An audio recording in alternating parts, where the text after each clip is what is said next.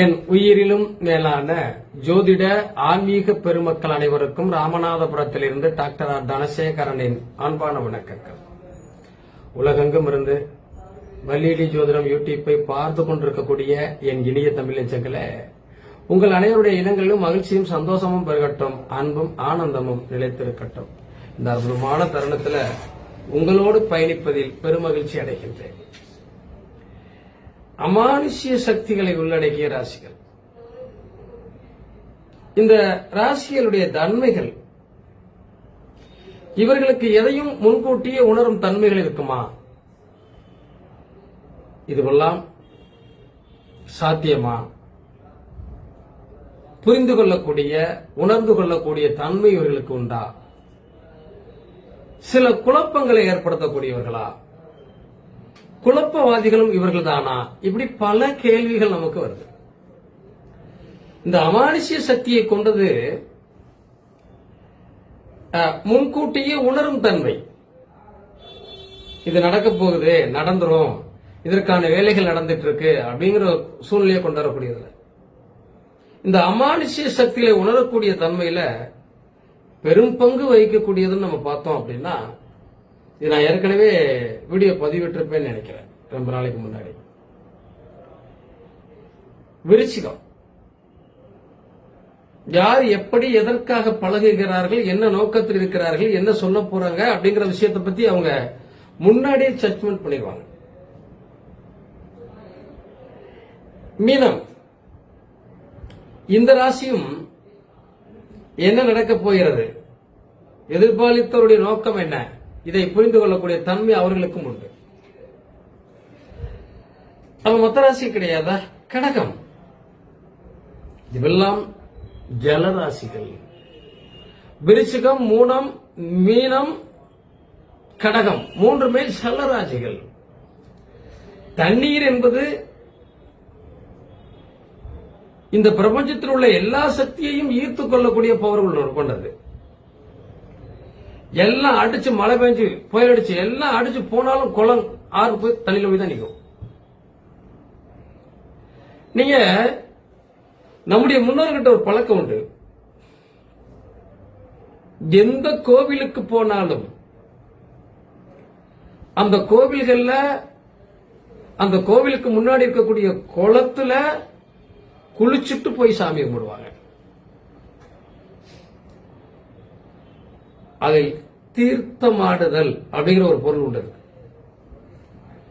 இவங்க தீர்த்தமாடி குளிச்சுட்டு அதற்கப்புறம் ஆலயத்துக்குள்ள போய் சாமி கும்பிடும் போது திருப்தியான ஆலய தரிசனம் அவர்களுக்கு ஏற்படுகிறது. ஒரு மாற்றம் ஏற்படுகிறது. மனசளவுல, உடலளவுல ஒரு பெரிய சூழ்நிலையில பெருசா அவங்க மாற்றப்படுறாங்க. இந்த ஜலத்துக்கு மட்டும்தான் உங்களை புனிதப்படுத்தும் தன்மை உண்டு, நீருக்கு மட்டும்தான்.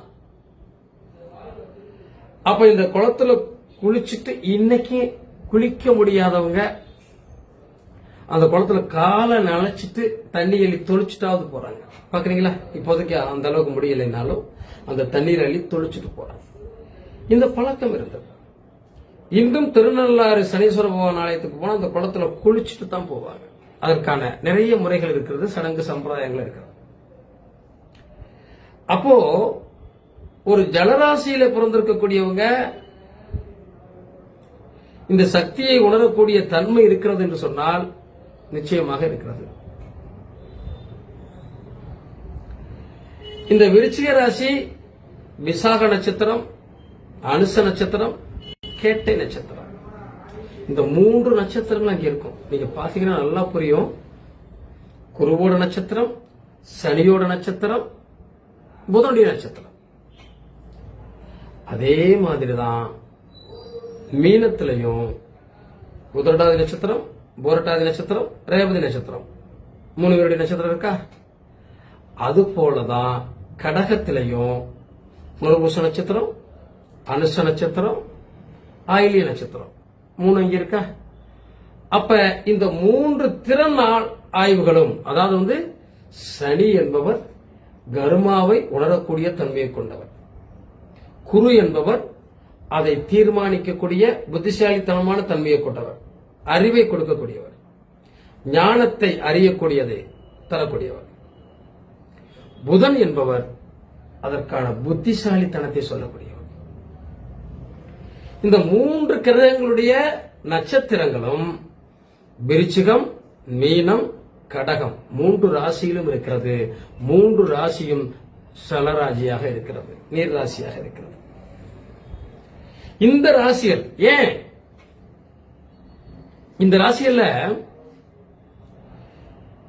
எல்லா இடங்களிலும் கோவில்களில் குடமுழுக்கு விழா என்று ஒன்று நடத்துகிறோம். தெய்வங்களுக்கு இந்த விழாவை செய்கிறோம். அதற்கு கும்பம் வைக்கிறோம். கும்பம் வைத்து தான் இதெல்லாம் நடத்துறோம். ஆனால் அந்த இடத்துல அந்த கும்பத்துக்குள்ள தண்ணீர் தான் நிரப்பப்படுகிறது. அங்கே உச்சாடம் செய்யக்கூடிய மந்திரங்களை எல்லாம் அந்த நீர் தான் இழுத்துக் கொள்கிறது. அப்ப எதிர்த்து இருக்கக்கூடியவர்களை, எங்கோ இருக்கக்கூடியவர்களை அது காற்று மூலமாகவோ வரக்கூடிய அத்தனை விஷயங்களையும் தன்னோடு ஈர்த்து அங்கே தெய்வ கடாட்சமாக உருவாக்கி அந்த புனித நீரைத்தான் கோவில் கும்பாபிஷேகத்தில் ஊத்துறோம். அப்ப காற்றோடு காற்றாக பேச்சும் காற்று தானே வருது, காற்று தானே. அதை பேசக்கூடியவருடைய தன்மை, இதையெல்லாம் உணர்ந்து கொள்ளக்கூடிய தன்மை இந்த ராசிகளில் பிறந்தவர்களுக்கு உண்டு. இந்த ராசியாக இருந்தாலும் லக்னமாக இருந்தாலும் அவர்களுக்கு இந்த பவர் உண்டு. மற்றவர்களால் பேசப்படுகிற போது, திட்டுகிற போது அவர்களால் வரக்கூடிய பிரச்சனையை தாங்கிக் கொள்ள முடியாது உங்களால. நீங்க நிறைய பாத்தீங்கன்னா இந்த விருச்சிகம், மீனம், கடகம் யாராவது ஒரு விஷயத்தை பத்தி பேசிட்டாங்கன்னா அதெல்லாம் அவங்களால தாங்கவே முடியாதுங்க. இந்த 3 ராசிக்கு உள்ள குணம் தான் அது. தாங்க முடியாது, துடிச்சிருவாங்க. என்ன இப்படி பேசிட்டாங்க, ரொம்ப வருத்தப்படுவாங்க. இந்த வருத்தத்தை தரக்கூடிய அமைப்பை என்ன செய்கிறது அப்படின்னு பார்த்தோம்னா, இவர்களால மற்றவர்கள் தம்மை தரக்குறைவாக பேசினாலும் சரி, தன் மீது ஏதாவது பழியை சுமத்தினாலும் சரி, தன் மீது ஏதோ ஒரு விஷயத்தை தன் மீது வீசினாலும் சரி, அதை தாங்க முடியாதவர்களும் இவங்க தான். எமோஷன் பார்ட்டி அதையே நினைச்சிட்டு இருப்பாங்க. அந்த குழப்பங்கள் என்பது அவர்களை ஆட்டி படைச்சிட்டு இருக்கோம். அதையும் தாண்டி அவர்கள் வாழ்க்கையில ஜெயிக்கணும்னா ஒரு பிடிவாதம் இருக்கும் பாருங்க. இதுதான் வாழ்க்கை, இது என் குடும்பம், இது என் குழந்தைகள், இது என் கணவன், இது என் மனைவி. இந்த ஒரு பிடிப்புங்கிற ஒரு நிலைக்கு வருகிற போது இது எல்லாமே எனக்கு மட்டும்தான் சொந்தம், அது மற்றவர்களுக்கு சொந்தம் இல்லை. அப்படி மற்றவர்கள் அதை அபகரிக்க நினைத்தால் ஒருபோதும் இடமளிக்காதவர்களும் இவங்க தான். கண்டிப்பா விட மாட்டாங்க.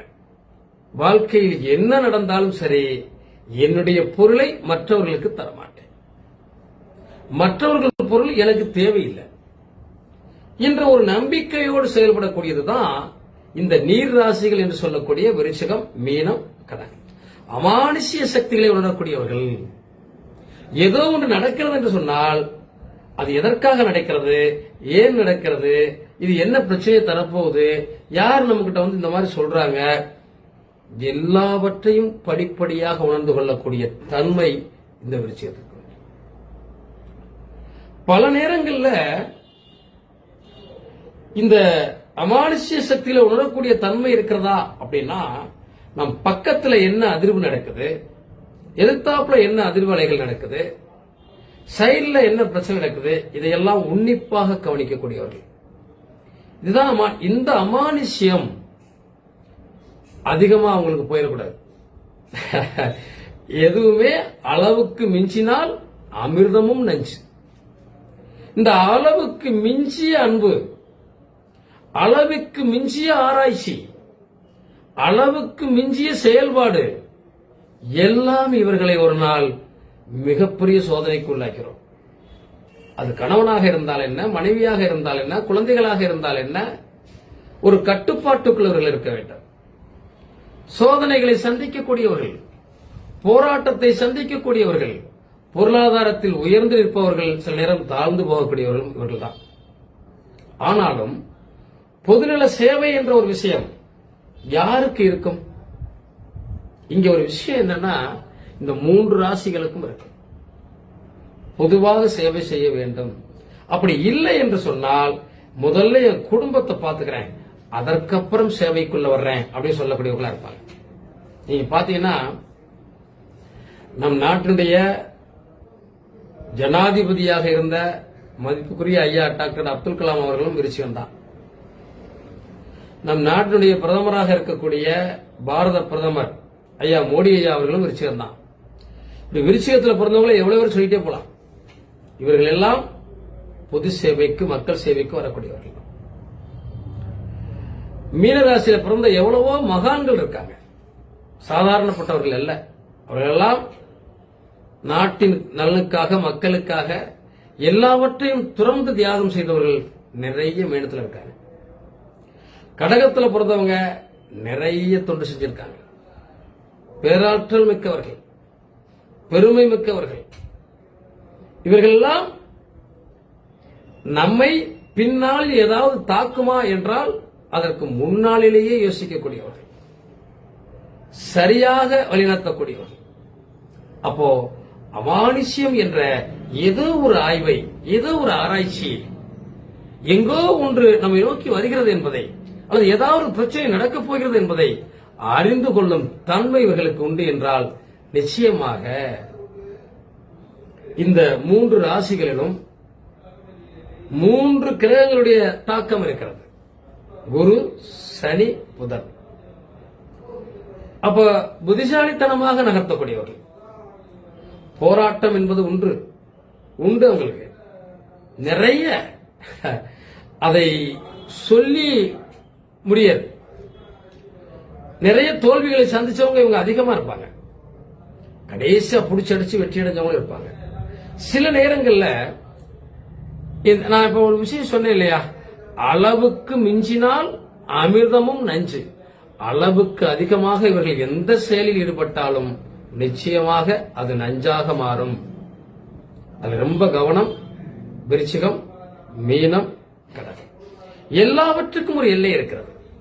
அன்பாக இருந்தாலும் சரி, பாசமாக இருந்தாலும் சரி, தொண்டாக இருந்தாலும் சரி, வழிபாடாக இருந்தாலும் சரி, மற்றவர்கள் மீது வைக்கக்கூடிய நம்பிக்கையாக இருந்தாலும் சரி, அளவோடு வைத்திருந்தால் இவர்கள் வெற்றியாளர்கள். இல்லை, அளவுக்கு மிஞ்சினால் அது நஞ்சாக மாறக்கூடும் என்று சொல்லிக்கொண்டு மீண்டும் ஒரு வீடியோவில் சந்திப்போம். இதை பார்த்துக்கிற நண்பர்கள் கண்டிப்பாக லைக் பண்ணுங்க, கமெண்ட் பண்ணுங்க, ஷேர் பண்ணுங்க, சப்ஸ்கிரைப் பண்ணாதவங்க பண்ணிருங்க. நன்றி. வாழ்க வளமுடன். வாழ்த்துக்கள்.